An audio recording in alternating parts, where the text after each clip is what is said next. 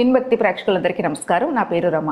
ముందుగా అందరికీ ఉగాది శుభాకాంక్షలు. ఈ కొత్త సంవత్సరం అందరము ఆరోగ్యంగా సంతోషంగా ఉండాలని కోరుకుంటూ కొత్త సంవత్సరంలో అడుగు పెడుతున్నాం కాబట్టి ఈ సంవత్సరం మనందరికీ ఏ విధంగా కలిసి వస్తుంది, ఇలాంటి జాగ్రత్తలు తీసుకోవాలనేది తెలుసుకుందాము. తెలియజేయడానికి మనతో ఉన్నారు ప్రముఖ ఆధ్యాత్మికవేత్త, జ్యోతిష్య మరియు వాస్తు పండితులు, దైవజ్ఞ డాక్టర్ నిట్టెల ఫణిభాస్కర్ శర్మ గురుగారు ఉన్నారు. గురుగారితో మాట్లాడి తెలుసుకుందాం. నమస్కారం గురుగారు. నమస్కారం అండి. ఎలా ఉన్నారు? బాగున్నానండి. మీరు ఎలా ఉన్నారు? బాగున్నాను. ముందుగా మీకు ఉగాది శుభాకాంక్షలు. మీకు కూడానండి. మీకు అలాగే మన విన్భక్తి ప్రేక్షకులందరికీ కూడా ఉగాది శుభాకాంక్షలు. ఈ సంవత్సరం పేరు గురుగారు దేనితో స్టార్ట్ అవుతుంది? ఈ సంవత్సరం పేరు పరాభవనామ సంవత్సరము. పరాభవనామ సంవత్సరంలో రాజులు పరాభవులవుతారు అని చెప్పి శాస్త్రంలో చెప్పబడి ఉన్నది. అంటే మీకు ఆ పేరును బట్టే వచ్చేస్తుంది. క్రోధి, అలాగే విశ్వావసు, పరాభవ, ఇవన్నీ ఏంటి అంటే ఒక్కొక్క సంవత్సరానికి ఒక్కొక్క ప్రాముఖ్యత ఉంటుంది.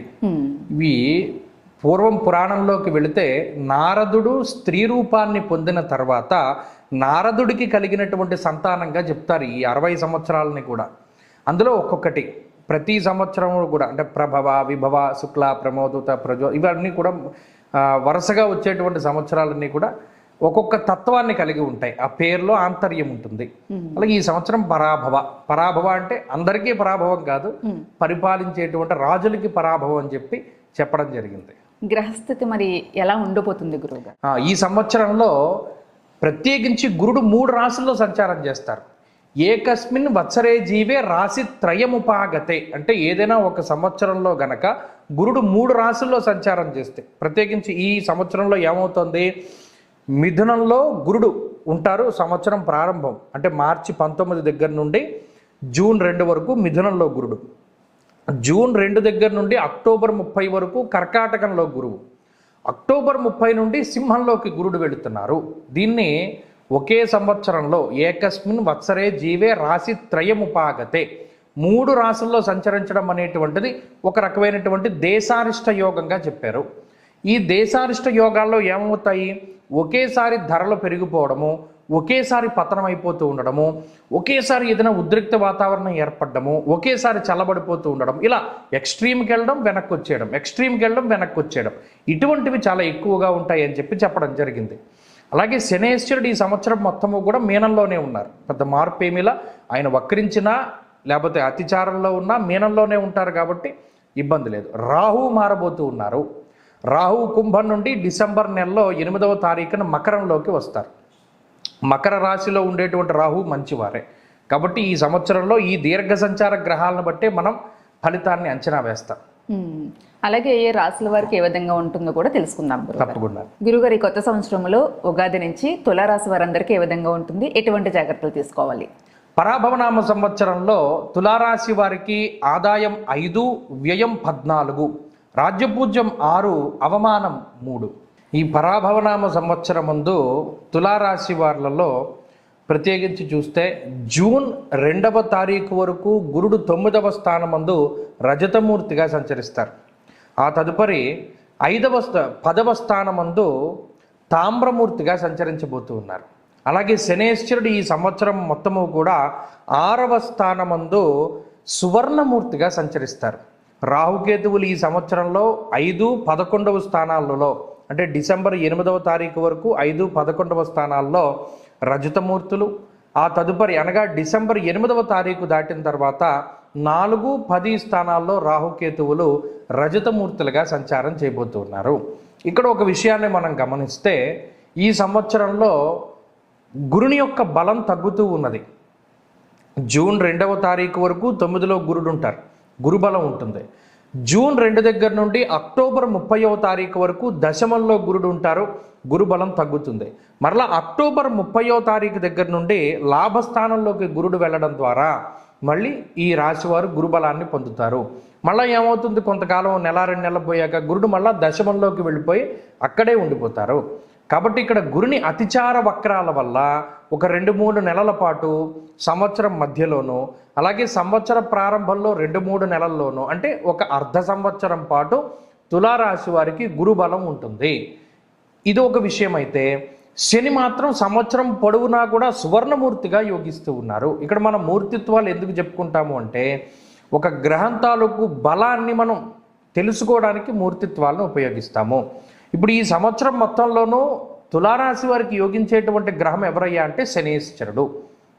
షష్ఠ స్థానమందు శనేశ్వరుడు ఉండడం అది చాలా యోగ్యమైనటువంటి స్థితి. ధనధాన్యాభివృద్ధించ స్త్రీపుత్ర సుఖవర్ధనం అన్నారు. అంటే 6వ స్థానంలో ఉండేటువంటి గురువు, 6వ స్థానంలో ఉండేటువంటి శనేశ్వరుడు యోగాన్ని ఇస్తారు. ఏ విధంగానో అది శత్రుస్థానము, రోగస్థానము, రుణస్థానము కాబట్టి ఆ శత్రు రోగ రుణస్థానాల వల్ల కలిగేటువంటి బాధని ఆయన తీసేస్తాడు. ఉదాహరణకి ఎవరైనా ఆర్థికంగా ఇబ్బంది పడుతున్నారు అనగా ఏదైనా రుణ బాధలు ఎక్కువగా ఉన్నాయని అనుకోండి, ఈ సంవత్సరంలో అప్పులు తీర్చేటువంటి విధంగా శని ఉపయోగపడతారు. అలాగే కొంతమంది ఏం చేస్తారు, బంగారం తాకట్టు పెట్టో, ఇంటి పత్రాలు తాకట్టు పెట్టో, మరేతరత్ర వస్తువులను తాకట్టు పెట్టి అర్జెంటుగా డబ్బు తీసుకుని కొంచెం దాన్ని వాడుకుంటూ ఉండేటువంటి తరుణంలో మరలా దాన్ని తిరిగి చెల్లించడానికి చాలామందికి కుదరదు. అప్పు తీర్చలేకపోతున్నాం అనుకుంటారు. కానీ ఈ సంవత్సరంలో శనేశ్వరుడు ఏం చేస్తారు, ఆ రుణాన్ని చక్కగా తీర్చేసి ఆ డబ్బును వాళ్ళకి ఇచ్చేసి మరలా మీ సంపదని మీరు తిరిగి తెచ్చుకునేటట్టు ఆయన అవకాశాన్ని ఇస్తాడు. తర్వాత ఇంకో విషయము, ఆరోగ్యాన్ని ప్రసాదిస్తాడు. శనేశ్వరుడు ప్రత్యేకించి 6వ స్థానం ముందు ఉండడం, ముఖ్యంగా ఏదైనా అనారోగ్య సమస్యలు వచ్చినా గతంలో దాని నుండి రికవరీ రేటును పెంచుతారు. లేదు అనారోగ్యాల బారిన పడకుండా, ముఖ్యంగా నరాలకి సంబంధించిన సమస్యలు, లేదు వాతం చేయడం వల్ల అంటే ప్యారలైజ్ అయిపోతూ ఉంటుంది శరీరము, ఆ వాతానికి సంబంధించినటువంటి సమస్యలు, వాటి నుండి రికవరీ అయ్యేటువంటి రేటుకి శని కారకుడు. కాబట్టి ఆ శరీర ఆరోగ్యాన్ని ఇస్తారు, రుణబాధల్ని తగ్గించి వేస్తారు, శత్రువుల పైన విజయాన్ని సాధించేలా చేస్తారు. ఇవి శనేశ్వరుడు వల్ల కలిగేటువంటి యోగ్యమైన ఫలితాలు. ఇక్కడ ఇంకో విషయం ఏంటి అంటే, పంచమంలో ఉండేటువంటి రాహు అంత ఉపయోగకారి కాదు, అలానే అంత అపకారం చేసే గ్రహం కూడా కాదు, మధ్యస్థమైనటువంటి గ్రహం. కానీ డిసెంబర్ దగ్గర నుండి, డిసెంబర్ 8వ తారీఖు నుండి అర్ధాష్టమ రాహువుగా ఆయన ఫలితాన్ని ఇస్తారు.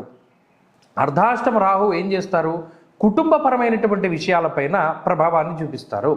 ముఖ్యంగా కార్యవిఘ్నం ప్రవాసంచ అన్నారు. అంటే ఏదైనా ఒక మనం తలపెట్టినటువంటి దానిలో ఏదైనా ఆటంకాలు రావడానికో, లేదు స్థానం మార్పు చెందడానికో, కొంతమంది ఉంటారు ఉద్యోగపరంగా, వ్యాపార పరంగా కుటుంబాన్ని వదిలిపెట్టి వేరే ప్రాంతానికి వెళ్ళవలసి వస్తుంది.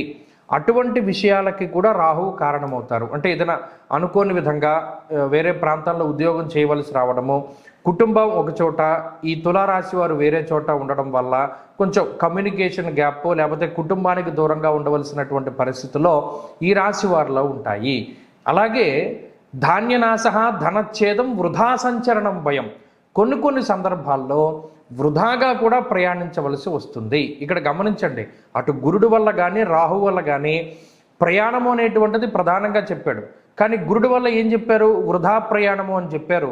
రాహు వల్ల కార్యవిఘ్న అని చెప్పారు. కాబట్టి ఇక్కడ తులారాశి వారు గుర్తుపెట్టుకోవాల్సింది ఏంటి అంటే, ఏదైనా ఒక ముఖ్యమైనటువంటి పని మీద సుదూర ప్రాంతాలకి ప్రయాణించేటువంటి వారు 1-2 సార్లు మనం ఏ పని కోసం వెళుతున్నాం, ఆ పనికి సంబంధించినటువంటివి మన దగ్గర ఉన్నాయా లేదా, ఏదో ఒక డాక్యుమెంట్ పని మీద వెళ్తారు, అది ఇంటి దగ్గరే మర్చిపోయి వెళ్ళిపోతారు. దానివల్ల అటు వెళ్ళినటువంటి ప్రయాణము, టైము, డబ్బు అంతా వృధాగా పోతుంది, వెళ్ళిన పని అవ్వదు. అందుకని మనం వెళ్ళేటప్పుడే తులారాశి వారు ఏం చేయాలి అంటే, అన్నీ మనం పట్టుకెళ్తున్నామా లేదా, ఈ ప్రయాణానికి కావాల్సినవన్నీ సమకూర్చుకున్నామా లేదా, అన్నీ మన దగ్గర ఉన్నాయా లేదా 1-2 సార్లు చెక్ చేసుకోవాలి. అలాగే ఈ సంవత్సరంలో లాంగ్ టర్మ్ కోచింగ్లు అనేటువంటివి మంచివి కాదు తులారాశి వారికి. అంటే ఎవరైనా కొంచెం లాంగ్ టర్మ్ కోచింగ్ తీసుకుందామనేటువంటి ఆలోచన ఉంటే 1-2 సార్లు ఆలోచన చేయాలి. ఎందుకంటే ఇక్కడ దశమంలో గురుడు, చతుర్థమందు రాహువు, ఈ గురు రాహువుల యొక్క సమసప్తక స్థితి చదువు రీత్యా అంత రాణించేటువంటి పరిస్థితులు ఉండవు. పోటీ పరీక్షల్లో వాటిల్లోనూ జాతకంలో దశాంతర దశలు బాగుంటేనే తప్పితే ఈ గోచార రీత్యా ఉండేటువంటి పరిస్థితులు అయితే అంత ఇదిగా లేవు. ఈ విషయాన్ని కూడా తులారాశి వారు దృష్టిలో పెట్టుకోవాలి. ఇక ఉద్యోగ సంబంధమైనటువంటి విషయాలు మధ్యస్థంగానే గోచరిస్తూ ఉన్నాయి. వ్యాపార పరంగా తులారాశి వారికి ఈ సంవత్సరంలో ఇందాక మనం చెప్పుకున్నట్టు అక్టోబర్ 30 తర్వాత ఉండేటువంటి పరిస్థితులు బాగుంటాయి తప్పితే ఈలోపు ఉండేటువంటి పరిస్థితులు ఏవి కూడా అంత అనుకూలంగా కనబడ్డంలా. ఇంకొక ముఖ్యమైనటువంటి విషయం ఏంటి అంటే, లాభస్థానంలోకి గురుడు వచ్చిన తర్వాతే, అంటే అక్టోబర్ నెల 30వ తారీఖు దాటిన తర్వాతనే ఏదైనా ప్రమోషన్లు కానీ, లేదా ఏదైనా ఇంట్లో శుభ కార్యక్రమాలు కానీ, లేకపోతే ఏదైనా వంశాభివృద్ధి, సంతానము, లేదా ఏదైనా వాహనము కొనుగోలు చేయడం, ఇవన్నీ కూడా అటే కనబడుతూ ఉన్నాయి. కాబట్టి ఈ విషయాలన్నీ కూడా తులారాశి వారు దృష్టిలో పెట్టుకోవాలి. అలాగే తులారాశి వారి సంవత్సరం మొత్తం ఏదైనా పరిహారం చేసుకోవాల్సి వస్తే ఏది చెప్తారు? తులారాశి వారికి చాలా మంచి ఈ పరిహారం ఏంటి అంటే ఈ పరాభవనామ సంవత్సరంలో దత్తాత్రేయ స్వామి వారి యొక్క క్షేత్ర దర్శనం, దత్తాత్రేయ స్వామి వారి యొక్క ఆరాధన. ప్రతి మాసముందు కూడా అనఘాష్టమి అనేటువంటిది వస్తూ ఉంటుంది. ఆ అనఘాష్టమి వ్రతం ఆచరిస్తూ ఉండడము, లేదా పౌర్ణమి మొదలుకొని సప్తమి వరకు సప్తాహం గురుచరిత్ర, శ్రీపాద శ్రీవల్లభ చరితామృతం కానీ, దత్తాత్రేయ స్వామి వారి యొక్క చరిత్ర కానీ పారాయణం చేసి అష్టమి రోజున దత్తక్షేత్ర దర్శనం చేయడం ద్వారా ఈ సంవత్సరంలో ఏ నెలలో వచ్చినటువంటి ఆటంకాన్నైనా చాలా గొప్పగా దాటగలుగుతారు. ఆ గురుబలం చాలా ముఖ్యం. స్మరణ మాత్ర సంతుష్టాయ అన్న శాస్త్రం. అంటే ఆయన స్మరిస్తేనే దత్తుడు మనకి ప్రీతిపాత్రుడు అవుతాడు. చక్కగా ఆయనకి మనం ఇష్టలమవుతాం, మనకి ఆయన ఇష్టడు అవుతాడు. కాబట్టి దత్తారాధన చాలా మంచిది. ఈ సంవత్సరం మొత్తం మీద గురుబలాన్ని పెంచుకోవడానికే ఈ రాశి వారు ప్రయత్నం చేయాలి.